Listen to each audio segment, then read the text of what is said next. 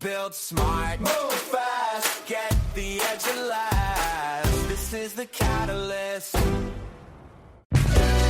You are listening to The Catalyst, the podcast by the Long Beach Area Chamber of Commerce. Welcome to the Small Business Resiliency Series, brought to you by Don Temple Storage, Wells Fargo, Dignity Health St. Mary's Medical Center, Hyatt Regency Hotel, Intertrend, and Crown Castle.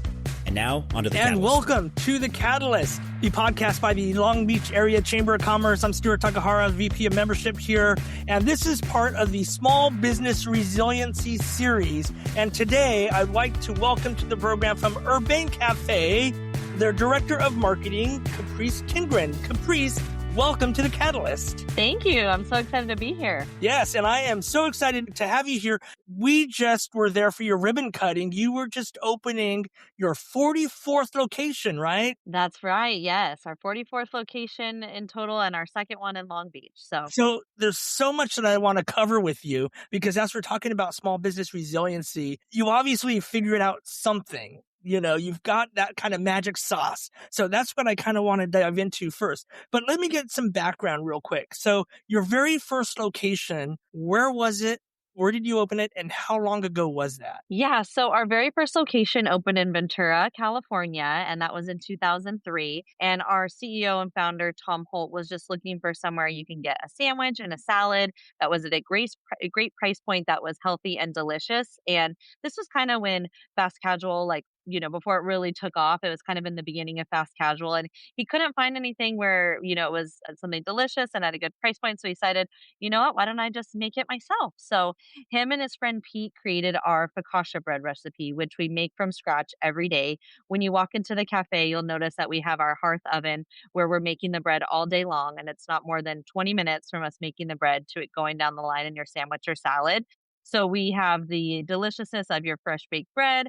And not only that, we chop, dice, slice everything in the restaurant. So it's always going to be really fresh and delicious for you. So we started in Ventura in 2003, and then we went down to San Diego. And that was, at the time, we were actually called Urbane Cafe. But as Tom was going around, he noticed that there was like urban this, urban that. And he decided, you know what, let's make it urbane and let's patent it. And urbane means polite and refined. So it's kind of like we are politely refining the way that you eat. And so that's when we officially became Urbane, and we went up to Slow and then out to, Visalia, all up and down California. And here we are today. We have 44 total locations from San Diego up to Visalia, California, and out to Las Vegas. And 2 of them are in Long Beach. So we love our Long Beach community. So let's talk about those 2 in Long Beach. Where are they? And when did you open your first one? Because we already said that. Yeah. So we opened our first one a year ago, actually, 2025. And that was in the LBX shopping center off Lakewood. So right kind of by the airport over there. And that's a great location because there's a lot of synergy over there, a lot of other restaurants. You got the In-N-Out, you got the Hangar. And so that was a great starting point for us.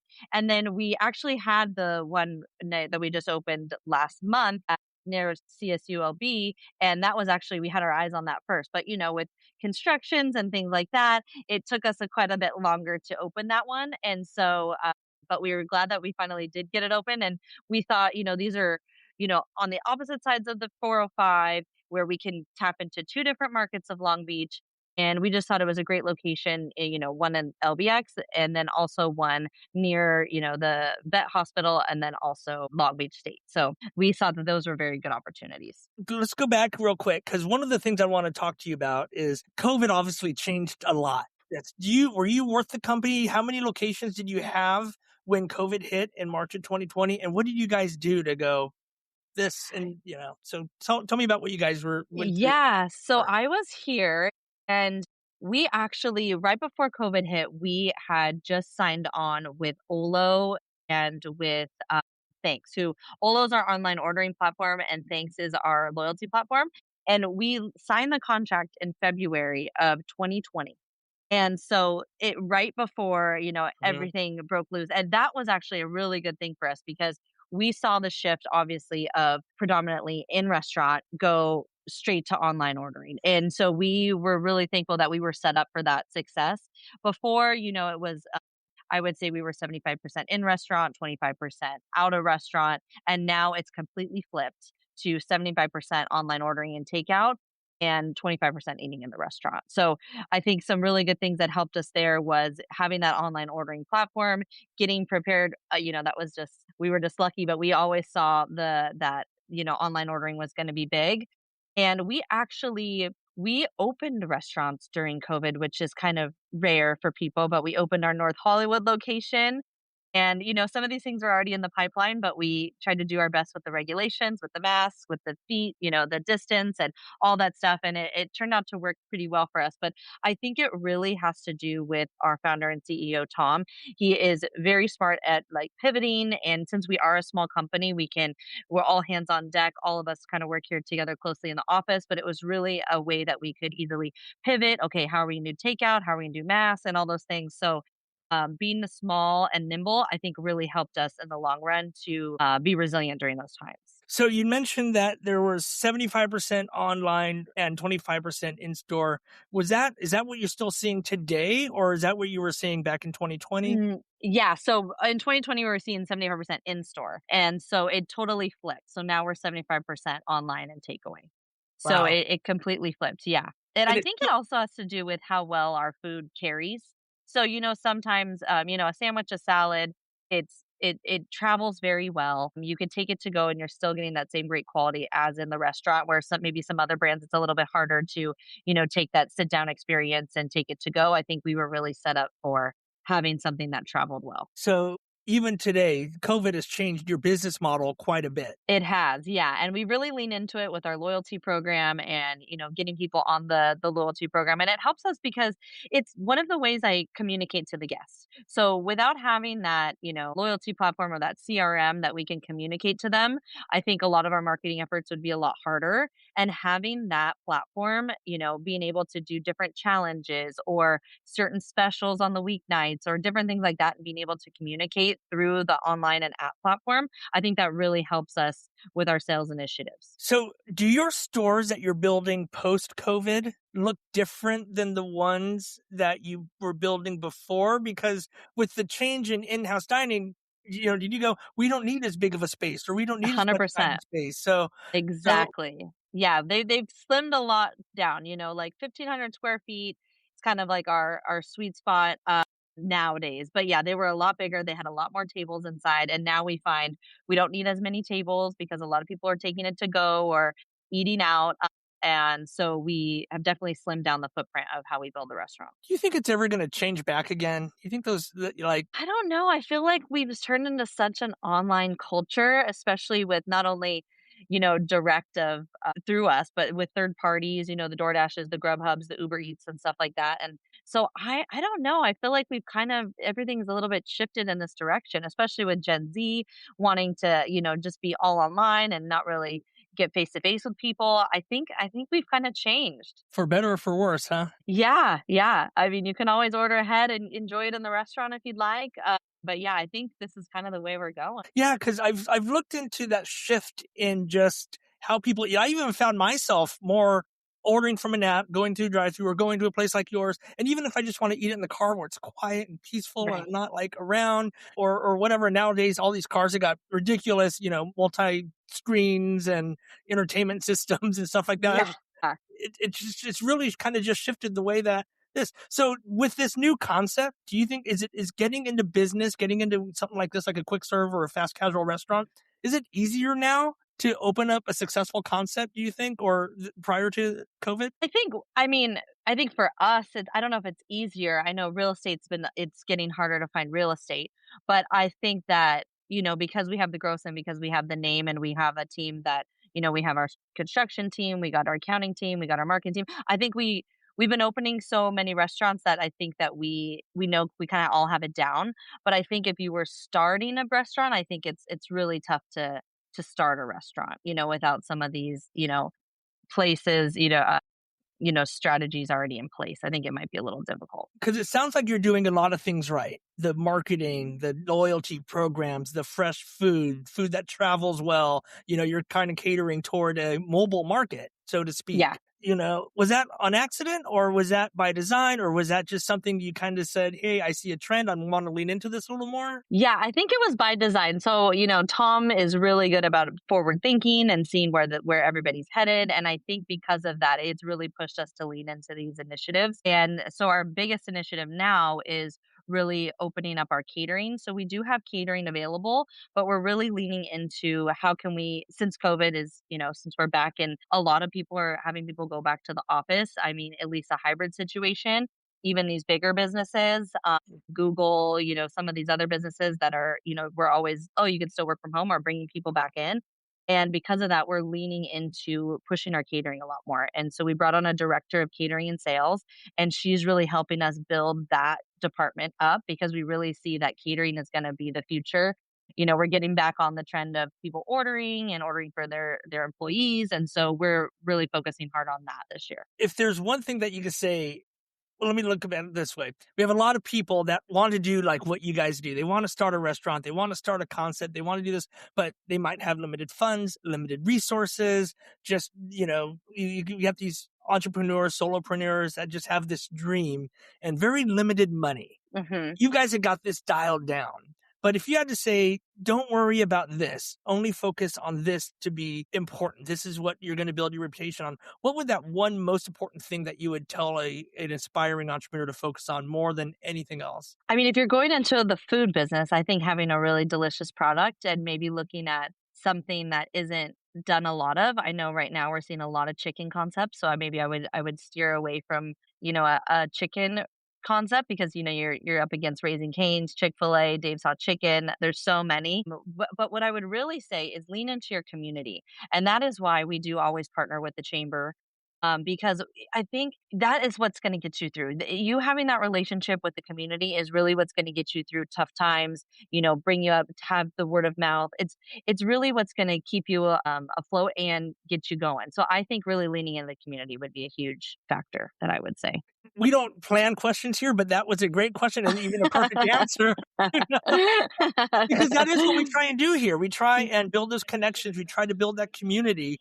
And when times get tough, that's really who you want to go to and spend money with. When you only have limited amounts of funds, you do want to spend it with people that that you care for, that, where their story, that they're part of where you live. Exactly. And it's somebody who lives in the community and who grew up here, and they have a really delicious product, and you want to help them out because they're your neighbor, they're your friend, and I think that is very important when all else is said and done. We really lean into the communities because that is really what is the best thing to help move you forward. So, and I know your ribbon cutting of our Bixby location was probably one of the most fun ones we've ever done. You brought out the stereo, you had the special song. I mean, that was just top notch. I loved it. That's good to hear, because when I first started, I went to a bunch of them and I was like, it's very anticlimactic. Yeah, you got to bring the vibe. Like that was perfect. Yeah, so that was one of the first ones. Like, I wanted to make ours the best one. So it's Yeah. great. I appreciate you hearing that.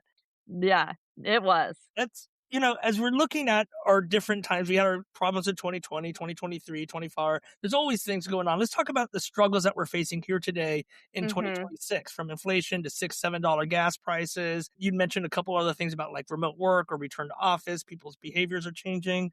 What are you seeing are some of the biggest concerns in your business right now? I think we could just feel the market and, it being a political year and with like you said, gas prices increasing. Like I feel that people are just being very selective on how they're spending their money and what they're going to spend it on. And so we are seeing that reflect in our sales. So I think that is probably the most difficult thing for this year. So we're just being smart about how to navigate that. We're leaning into the loyalty program, making sure that there are good incentives for people to purchase with us. But I think that people are just a little bit more price conscious and sensitive these days. So maybe they'll be trading down from they're going out to eat at a fancy restaurant and then maybe trading down to a fast casual or a quick service restaurant. And that'll be their special outing for the week or for the month. So I think that is the main thing that we're seeing now is just price sensitivity and just being a little bit more, reserved with how they're spending. And I think the great thing about us too and about Tom is that if we try not to raise prices at all. We try to just, do the best that we can. And we had same store sales growth last year without raising prices. So I think that really helps when we are in these times of tough years, that our pricing is still at a really good point so that people still feel like they're getting the value. And that's very important to us. I've seen at my place, our average per check price is down about 25%. And Uh-huh. I've talked to other bar owners and restaurants and they're seeing something similar. Yeah. Are you kind of seeing a per check charge drop? But you just mentioned that your per It's cap. not yeah, I don't think it's a per check charge. I think it's more of like a frequency. Like, maybe they came a little bit more and we're seeing it a little less. I think that more, but I think per check it's pretty much the same. People come either by themselves or get two entrees per order. So we're seeing that pretty much stay steady. I think it's the frequency of the guest. And so we're trying to help push them to get to that next purchase. And that's one of those things that a loyalty reward program is perfectly designed for, right? Exactly. Yeah, yeah. So we're really focusing on that in the marketing department. We're really good with first time guests, getting them to that second purchase because we know after once we get them to the third purchase, then they'll keep coming back. So that's our goal for the year. And that's just exactly, thanks for the segue, because that was exactly where I was going to go with this next, is you're the marketing rep. Like, all of the marketing tips. So let's kind of get into that a little bit. I always say it's so hard to get someone to come into your business the first time, and you've got to do everything right. You got to capture them. Mhm. You got to, because that creates a second, the third, and then they're hooked. Right. Yeah. So how did you do that with intentionality? Yeah. So, I mean, first of all, like our operations, we have great operators. And I think, I can do everything from saying all these promises, but at the end of the day, if they come in and they don't get what I promised, then it kind of is a moot point at altogether. So we have really great operators that make sure that we're consistent, make sure everything's delicious and fresh. And so I think that is a huge part of it. Another part is we really, like I was leaning on community before, right? So a part of our Bixby location opening, we leaned into healthcare give back. And so we just had our healthcare event 2 weeks ago where we gave all the healthcare people in the healthcare industry a free meal. And that is one way to get them in and to get our name out in the community. And especially being right there next to the Veterans Hospital, I think that was a great win. You kind of just look at your market, who's around you. Okay, how can we give back? And so that day we had over 1,000 guests come through just from the healthcare industry. And a part of the program is they have to order on the app to get with the promo code to get their discount. And so all of those people were automatically in the CRM. So now I have people that are in our CRM where I can re-talk to them, remarket to them. And it was a way for them to get trial and taste our food right away. And so, I mean, we just really lean into the community. So whether that is healthcare, teachers, sometimes we'll do student give backs, we're right there next to the college. So we'll just find ways to give back to the community to actually get people to taste our food because we know that once they actually taste it, they'll be coming back because it is delicious and healthy and all the good things. So our main thing is, but even before a discount, we want to just get free trial. And so as many people that we can get taste our food, that's kind of our goal. And your cookies. I know that. And the cookies. I mean, who doesn't want a warm cookie fresh off the warmer? Yeah. It's fabulous. And then, yeah, during the first few weeks of opening, we have the little cookies going around. So everybody's going to get to try a chocolate chip cookie when you come into the store. Everything was delicious, but I know Celeste especially loved the chocolate chip cookies. She was our government affairs manager. She was definitely scarfing those down. So No, they're delicious. yeah, they Can't miss it. absolutely are. And you get it kind of before you get your meal. So I've seen so many guests that just like are nibbling away on it and almost finishing it before they even get their lunch, their sandwich, or their salad. Yeah. We've been talking with Caprice Kindgren. She is the director of marketing for Urbane Cafe. They have 44 locations all throughout California, 2 right here in Long Beach.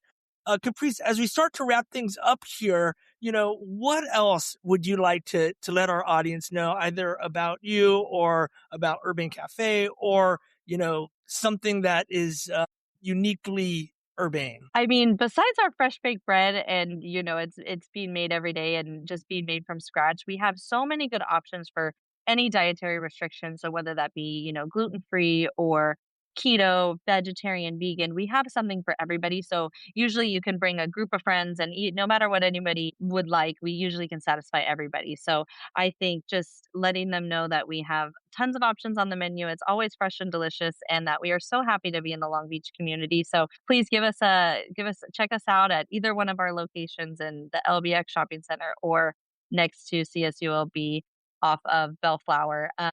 Yeah, just come and give us a try. We'd love to see you there. Yeah. And is there any advice that you'd want to leave either? Because I'm going to actually widen this out a little bit. Normally I say advice to someone that wants to start a bar, or restaurant, or whatever, like whoever I'm Right. talking to. But like from a marketing standpoint, someone might be listening going like, I want to get into marketing or something along those lines. From your perspective, what advice would you give to somebody who's maybe looking at a career change, maybe looking at a job change, or looking at trying to, open a restaurant or something?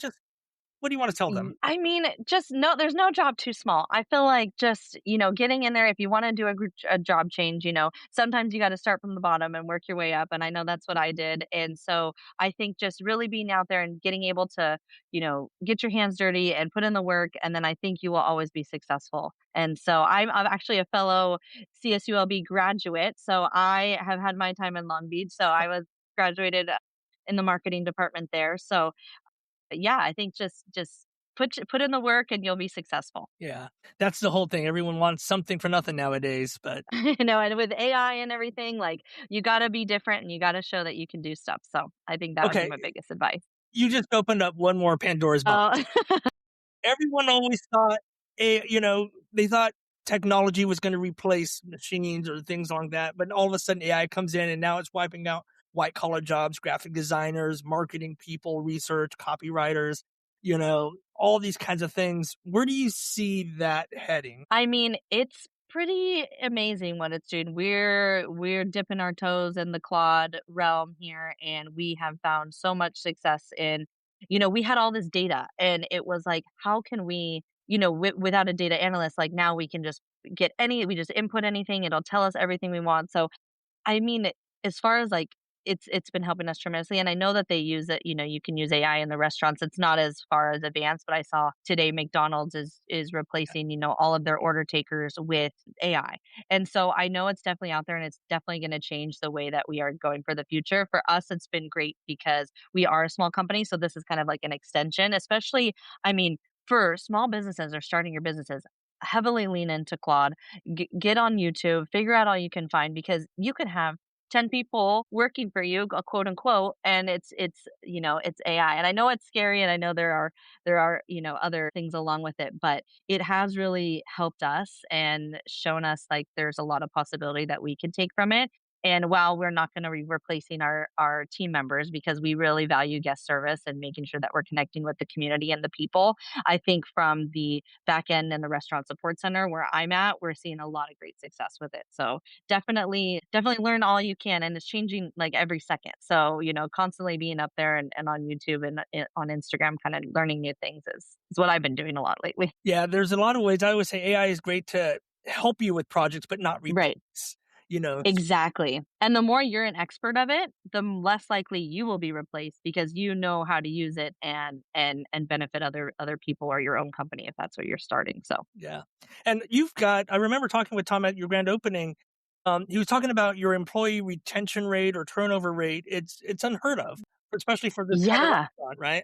Yeah, I don't wanna misquote it, but we're definitely in the 90s, Yeah. like 95% or higher of retention rate. I think it really goes to we develop our people. So, if you're a shift leader, you wanna become an AGM or a manager, that is always open to you, and like we said, we're opening restaurants frequently, so there's always opportunity for growth, and I think that really helps with retention because people see that they can grow with us and they don't need to go elsewhere. And so we make sure that we develop them, whether that's with, Franklin Covey, different initiatives or things like that. So we're always developing our people.